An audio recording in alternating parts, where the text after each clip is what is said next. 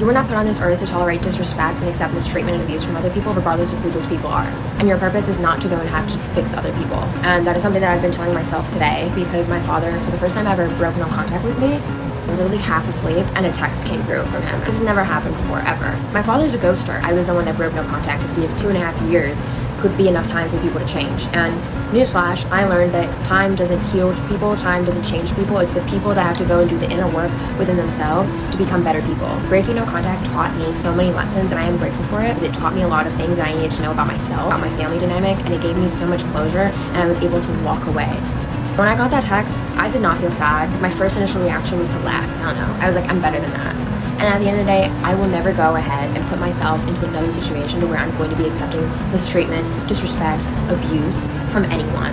They always come back. And it's obviously when I'm doing well, they want to come knocking on my door like, no babe, the door's locked and I'm never opening it. I'm honestly really proud of myself because it took a long time for me to get here, to be so confident and happy within myself. I was literally fighting battles like several years ago. So like my family had literally made me homeless, told me to off myself, and yet I still wanted to have a relationship with them. Embarrassing to say. My father did things that could very well have landed him in jail if I decided to press charges. I'm such an empathetic person. So I just decided to go and live my own life, heal myself, and distance myself from these people. And that has been the best decision I've ever made in my life. I would not be here without this decision. And I wasn't even a bad kid at all. It was only because I would call them out for the abuse that they were doing in our family. And despite all that, I didn't become a statistic. I was able to pull myself out of being homeless. I was able to graduate nursing school at 21, magna cum laude. I was able to develop my own business.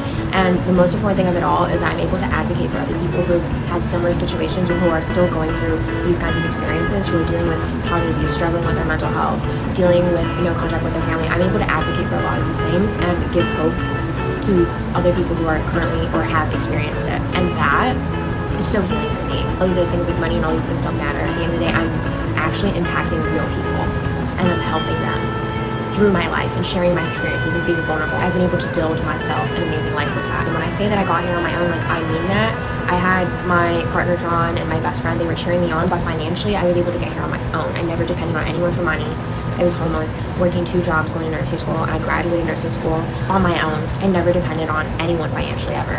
And so I will always be proud of myself for that, for being able to get myself out of that situation. That message didn't have any acknowledgement of what happened. No desire to go and talk about it and fix it.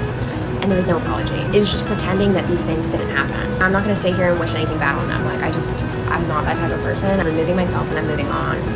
But also like get away from me and don't like ever come near me again because I don't want you in my life. I don't hate them, but I don't have to go and subject myself to being in their life ever again. And I am content with that.